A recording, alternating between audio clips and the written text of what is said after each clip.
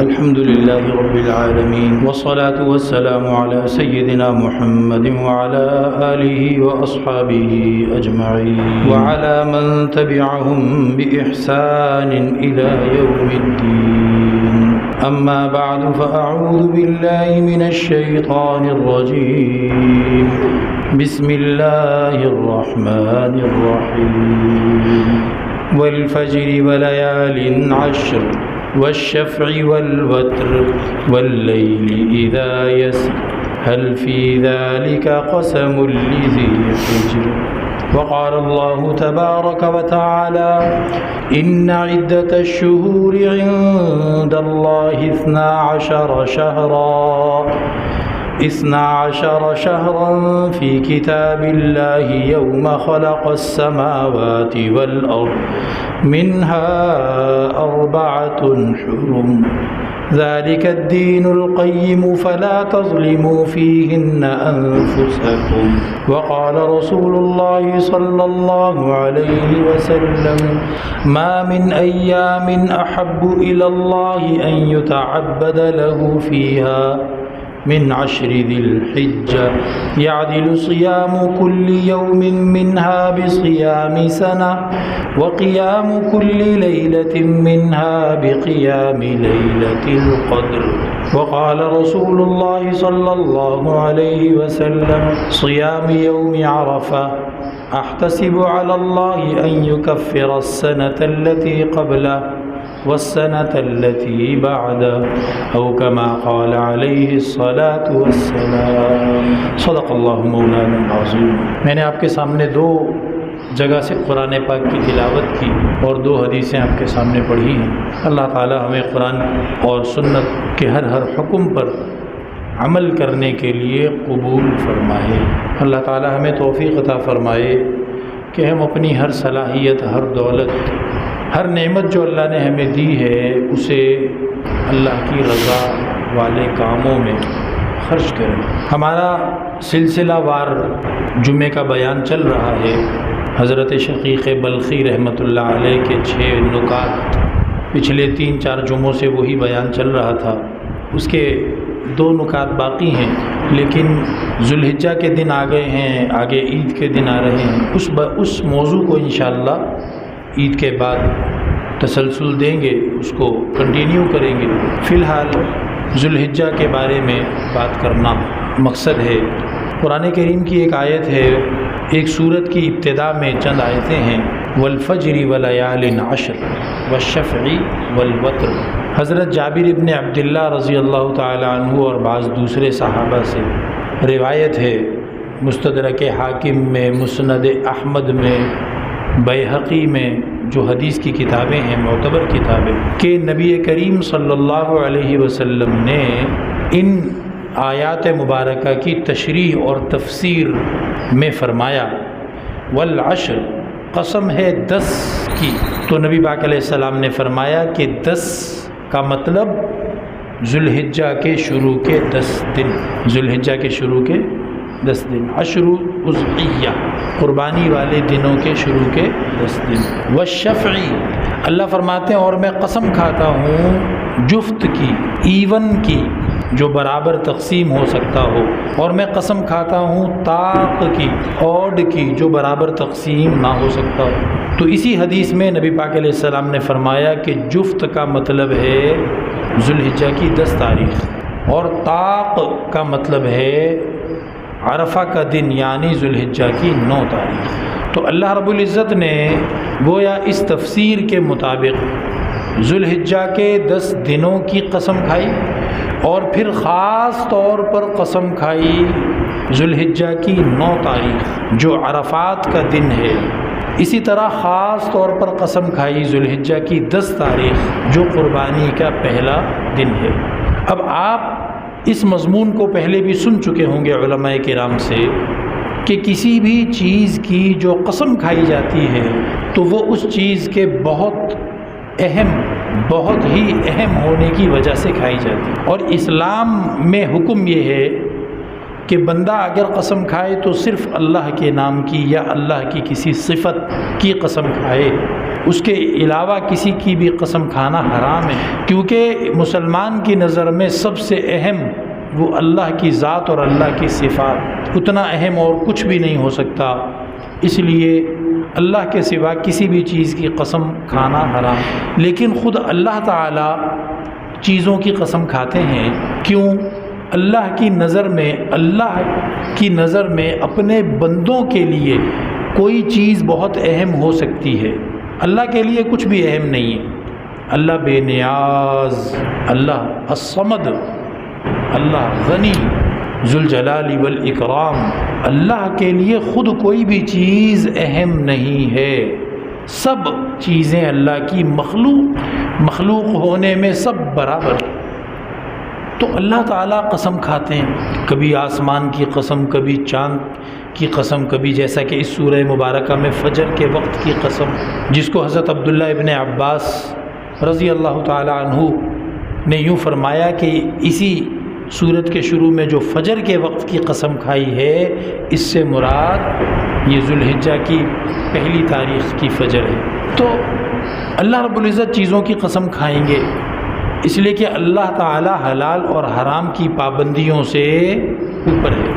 ہاں، کسی چیز کی قسم کھا کر اللہ مجھے آپ کو یہ بتاتا ہے کہ یہ چیز تمہارے لیے بڑی ضروری ہے، یہ چیز تمہارے لیے بڑی اہم ہے، یہ چیز تمہارے لیے بڑے کام کی ہے، تو اللہ رب العزت ذوالحجہ کے 10 دنوں کی اور 10 راتوں کی، خاص طور پہ 9 تاریخ اور 10 تاریخ کی قسم کھا رہا ہے، یہ بتانے کے لیے کہ یہ 10 دن بہت ہی بڑی فضیلت والے دن ہیں۔ ان دنوں کی فضیلت کا مطلب کیا ہے؟ دیکھو، اسلام کے اندر کوئی بھی چیز فضیلت والی ہے، اس کا مطلب یہ نہیں ہوتا کہ بس جی وہ چیز فضیلت والی ہے، بس وہ جیسے ایک دیہاتی آدمی کہہ رہا تھا بس اللہ کا شان ہے، اس کو پوچھا گیا کچھ تو اس نے کہا بس اللہ کا شان ہے۔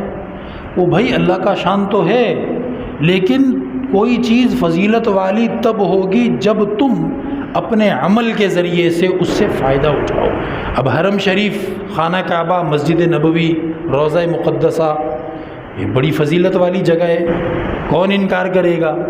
فضیلت کی جگہ تو ہے، لیکن ابھی وہاں جا کر کوئی بیٹھ کر نعوذ باللہ روضہ مقدسہ پہ یا خانہ کعبہ پہ ادھر جا کے حاضری دیتا ہے، لیکن اپنے موبائل میں وہ کھول کے گند بلا دیکھ رہا ہے، ادھر بیٹھ کے اپنے موبائل میں گند بلا کھول کے ادھر بیٹھ کے دیکھ رہا ہے، وہ فضیلت اس کے کام کی نہیں ہے، بلکہ الٹا اس کے تو گلے پڑ جائے گی۔ تو کسی بھی چیز کی فضیلت وہ ہمارے کام کی تب بنے گی جب ہم اپنے عمل کے ذریعے سے اس کا فائدہ اٹھائیں گے، اور جب ہم اپنے عمل کے ذریعے سے اس کی ناقدری نہیں کریں گے تب ہمارے لیے کام کی ہوگی۔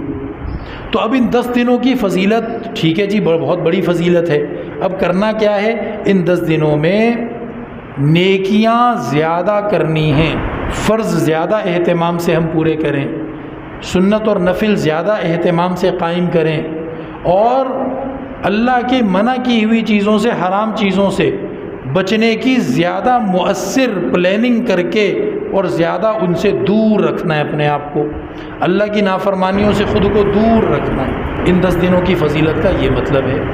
اور اس کے ساتھ ملا لو وہ حدیث جو ہم نے پڑھی کہ نبی پاک علیہ السلام فرما رہے ہیں ان 10 دنوں میں کیا ہوا کوئی بھی نیک کام، ان 10 دنوں میں کیا ہوا کوئی بھی نیک کام، بھائی ماں باپ کی خدمت ہے، بھائی کسی ناراض پڑوسی یا دوست یا رشتہ دار سے دعا سلام دوبارہ بحال کر لینا، بھائی کسی مریض کی عیادت کر لینا، کسی پریشان حال کی مدد کرنا، اس کے کام میں اس کے ساتھ جانا ہیں جی، بہت سارے نیکی کے کام ہیں۔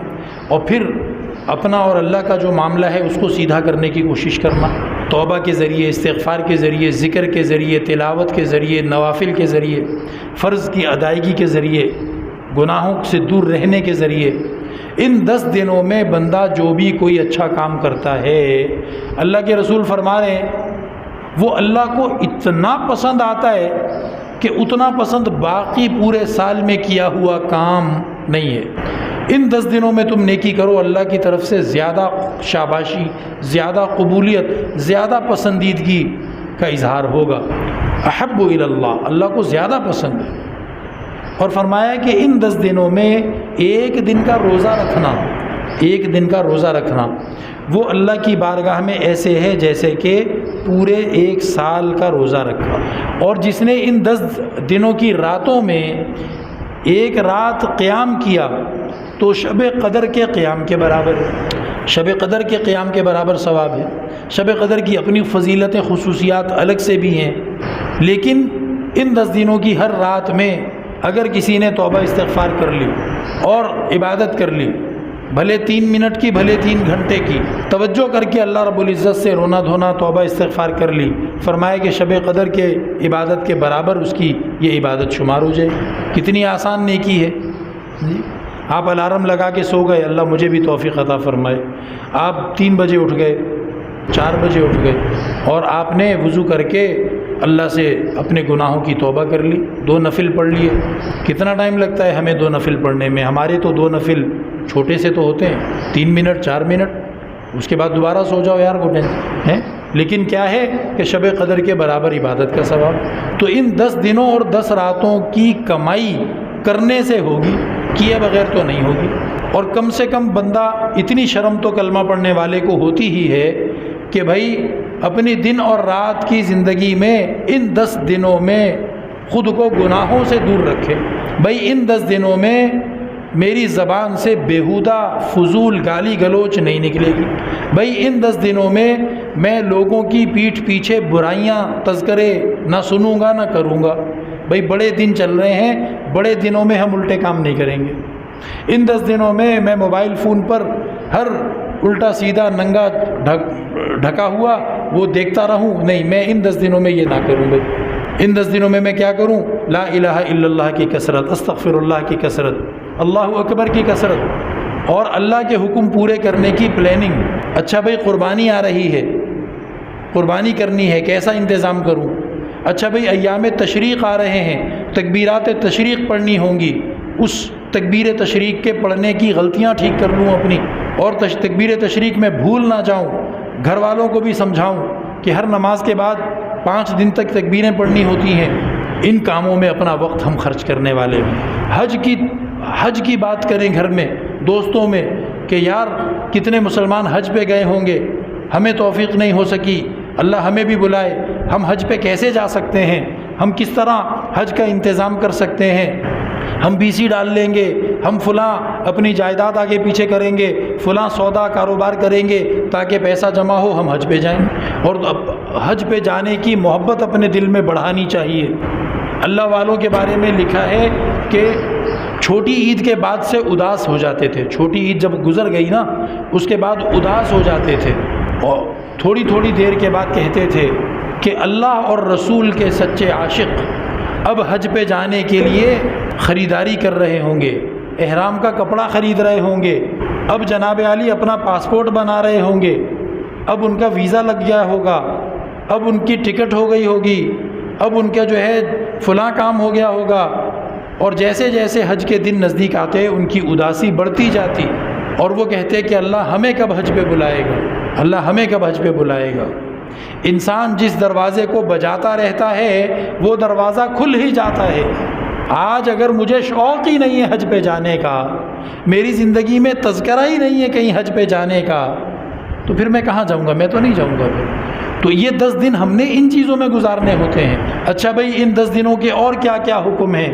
جو قربانی کرنے والا ہو اگر اس سے ہو سکے تو وہ حاجیوں کی طرح حاجیوں کی نقل اتارے، وہ حاجیوں کی طرح پہلی ذوالحجہ کی پہلی تاریخ سے پہلے کوشش کر کے اپنی صفائی کر لے، ناخن اور دوسرے بال اور یہ وہ صفائی کر لے، اور پھر جو ہے قربانی اپنی ہو جانے تک، اس کی قربانی پہلے دن ہے چاہے دوسرے دن چاہے تیسرے دن، جب اپنی قربانی پہ بسم اللہ اللہ اکبر پڑھ کے چھری چلا دے گا اس کے بعد پھر اپنی صفائی کر سکتا ہے، اس کے بعد پھر ناخن کاٹے۔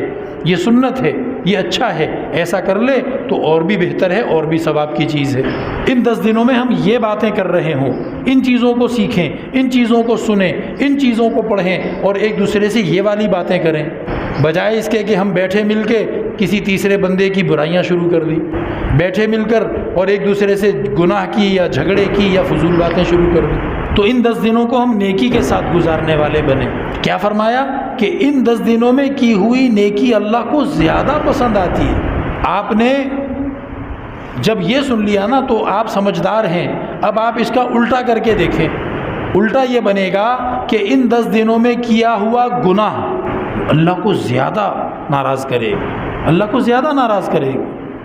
تو بھائی میں اپنا ایسا انتظام کروں کہ جو گناہ کے سلسلے اور گناہ کے طریقے ہیں میں ان کو اپنے آپ کو ان سے کاٹ دوں۔ اگر میری عادت موبائل فون کے اندر گناہ کرنے کی ہے تو میں اپنے موبائل فون سے وہ چیزیں مٹا دوں، اڑا دوں کہ یا اللہ مجھے ان چیزوں کی دوبارہ ضرورت ہی نہ پڑنے دے کہ اور مجھے ان سے دور رہنے کی توفیق عطا فرما۔ اگر میں کہیں جاتا ہوں گناہ کی جگہ پر، بھائی ان 10 دنوں میں نہیں جاؤں، تو یہ فضیلت والے دن ہیں۔ اور نبی کریم علیہ الصلوۃ والسلام نے فرمایا خاص طور پر عرفہ کا جو روزہ ہے 9 تاریخ کا، عید ہماری جو ہے وہ 27 کو آ رہی ہے نا، تو 26 تاریخ کو روزہ رکھیں۔ یہ روزہ جو ہے اللہ کے نبی نے فرمایا 2 سال کے گناہ معاف کروا دے گا، 2 سال کے گناہ معاف کروا دے گا۔ 1 سال پچھلا 1 سال اگلا، اگلے سال کے گناہ ایڈوانس میں معاف ہو جائیں گے کیا؟ نہیں، مطلب یہ ہے کہ جو 9 ذی الحجہ کا روزہ رکھے گا اس کے ایمان کو اللہ تعالیٰ اتنا مضبوط کر دیں گے۔ اگر وہ اللہ سے مانگے گا اس چیز کو کہ اللہ یہ روزہ میں نے تیری رضا کے لیے رکھا ہے، تو اللہ تعالیٰ اس کو توفیق دیں گے کہ وہ پچھلے گناہوں کی بھی توبہ کر لے گا، اور آگے وہ کم سے کم اس روزے کی برکت 1 سال اس کے ساتھ رہے گی، اگلے 1 سال تک گناہ نہیں کرے گا وہ، اور یہ اس کے روزے کے قبول ہونے کی نشانی ہوگی۔ اگر خدا نخواستہ انسان ہے غلطی سے گناہ ہو گیا، اس گناہ پہ جمے گا نہیں، توبہ کر لے گا، توبہ نصیب ہو جائے گی، اس روزے کی برکت۔ تو 9 تاریخ کا روزہ جو رکھے گا عرفہ کی، ذی الحجہ کی، جو کہ ہمارے کیلنڈر دوسرے کیلنڈر کے حساب سے 26 تاریخ ہے اس سال، 26 تاریخ کا 26 مئی کا ہم نے روزہ رکھا، تو یہ وہ روزہ ہے جو پچھلے 1 سال کے گناہ معاف کروائے گا، اگلے 1 سال کے گناہ معاف کروائے گا۔ اس کی ہمیں فکر کرنی چاہیے۔ اور ایک حکم ان 10 دنوں میں یہ ہے، صحابہ کرام نے نبی کریم علیہ الصلوۃ والسلام سے سیکھ کر اس پہ عمل کیا، اور صحابہ کے شاگردوں نے پھر حدیثوں میں اس کو بتایا کہ وہ کیا ہے، کہ اسی 26 تاریخ کی صبح سے فجر کی نماز سے، جو کہ حج کے مہینے کی 9 تاریخ ہے اس سال، حج کے مہینے کی ہر سال 9 تاریخ کو فجر کی نماز سے، ہر فرض نماز کے بعد ہم جو ہے وہ تکبیر تشریق پڑھا کریں گے۔ مرد اونچی آواز سے پڑھیں گے، اتنی زور سے کہ برابر میں کھڑے ہوئے، برابر میں بیٹھے ہوئے بندے جو ہے وہ سن لیں۔ تکبیر تشریق پڑھیں گے، اللہ اکبر لا الہ الا اللہ واللہ اکبر وللہ الحمد۔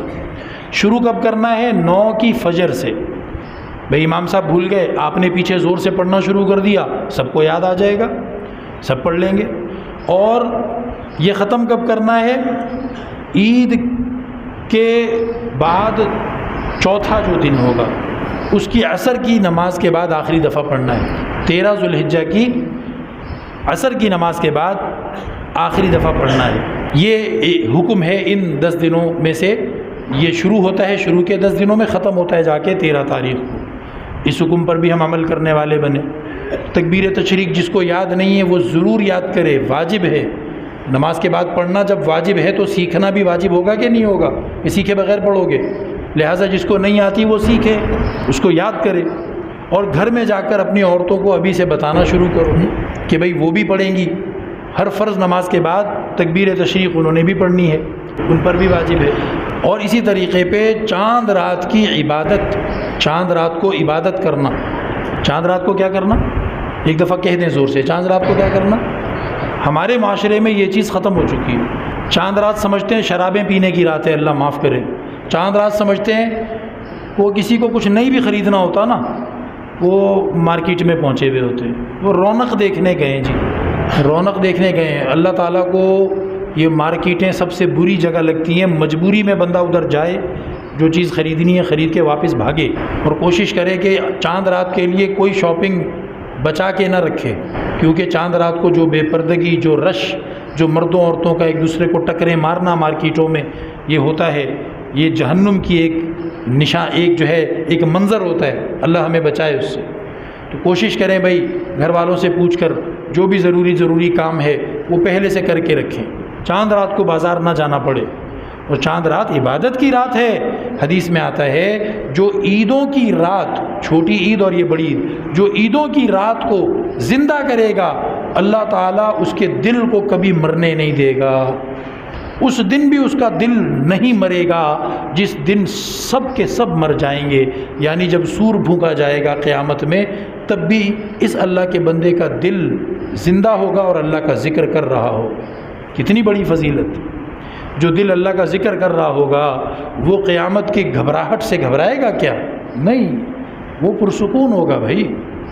تو یہ چھوٹا سا ٹوٹکا ہے، ٹوٹکا چاند رات کی عبادت اللہ مجھے نصیب کر دے، آپ کو نصیب کر دے۔ جس نے کر لی قیامت کی گھبراہٹوں سے وہ محفوظ ہے جی، قیامت کی گھبراہٹوں سے وہ محفوظ ہو گیا۔ تو یہ ان 10 دنوں کے چند احکام ہیں، جتنا ہو سکے روزہ رکھیں، جتنا ہو سکے گناہوں سے بچیں، جتنا ہو سکے اللہ تعالیٰ کے ذکر، اذکار، استغفار، نفل عبادتیں، فرضوں کو پورا کرنے کے ساتھ ساتھ نفل عبادتوں کا اہتمام ہو، اور بھائی گناہوں سے اپنے آپ کو دور رکھیں۔ تلاوت قرآن کے ساتھ وقت گزاریں، مسجد میں نماز سے ذرا پہلے آ جائیں، بیٹھ کے قرآن پڑھیں، نماز کے بعد بیٹھ جائیں، قرآن پڑھیں اور پھر جائیں۔ یہی نیکیاں موت کے وقت بھی کام آئیں گی، قبر میں بھی کام آئیں گی، اور جو ہے قیامت میں اور جنت میں جانے کے بعد بھی کام آئیں گی۔ دنیا کی زندگی عارضی اور فانی ہے، اللہ مجھے آپ کو اس کی سمجھ عطا فرمائے۔ وآخر دعوانا ان الحمد للہ رب العالمین۔